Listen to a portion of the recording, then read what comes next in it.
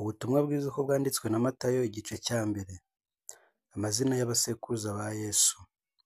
Amasekuruza ya Yesu Kristo mwene Dawidi mwene Aburahamu ngaya. Aburahamu yabyaye Isaka, Isaka yabyaye Yakobo, Yakobo yabyaye Yuda na bene se, Yuda yabyaye Peresi na Zera kuri Tamari, Peresi yabyaye Hesironi, Hesironi yabyaye Ramu, Ramu yabyaye Aminadabu, Aminadabu yabyaye Nahashoni, Nahashoni yabyaye Salumoni, Salumoni yabyaye Bowazi kuri Rahabu, Bowazi yabyaye Obedi kuri Rusi, Obedi yabyaye Yesayi, Yesayi yabyaye umwami Dawidi.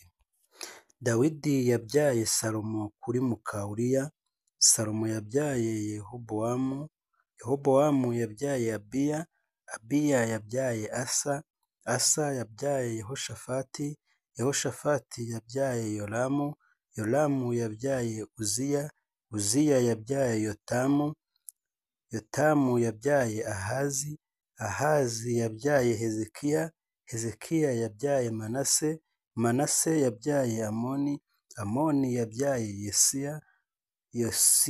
Yosiya yabyaye Yekoniya na bene se igihe bimuriwe i Babuloni. Bamaze kwimurirwa i Babuloni, Yekoniya yabyaye Shalutiyeli, Shalutiyeli yabyaye Zerubabeli, Zerubabeli yabyaye Abihudi, Abihudi yabyaye Eliyakimu, Eliyakimu yabyaye Azori, Azori yabyaye Sadoki, Sadoki yabyaye Akimu, Akimu yabyaye Elihudi, Elihudi yabyaye Eliyezeri, Eliyezeri yabyaye Matani, Matani yabyaye Yakobo, Yakobo yabyaye Yozefu umugabo wa Mariya ari we nyina wa Yesu witwa Kristo. Nuko ba sekuruza bose uhereye kuri Aburahamu ukageza kuri Dawidi ni 14, kandi uhereye kuri Dawidi ukageza igihe bimuriwe i Babuloni ni 14, kandi uhereye icyo gihe bimuriwe i Babuloni ukageza kuri Kristo ni 14. Kuvuka kwa Yesu uko kwagenze. Kuvuka kwa Yesu Kristo kwagenze gutya: nyina Mariya yari yarasabwe na Yozefu ariko yari ataramurongora. Babona afite inda y'umwuka wera. Umugabo we Yozefu kuko yari umukiranutsi kandi adashaka kumukoza isoni ku mugaragaro, yigira inama yo kumubenga rwihishwa.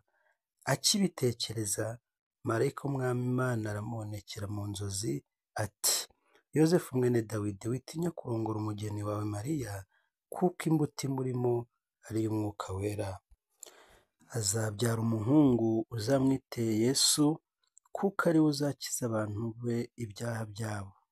Nuko ibyo byose byabereyeho kugira ngo iby'umwami Imana yavugiye mu kanwa k'umuhanuzi bisohore ngo: dore umwari azasama inda, kandi azabyara umuhungu, azitwa Imanuweli, risobanura ngo Imana iri kumwe natwe.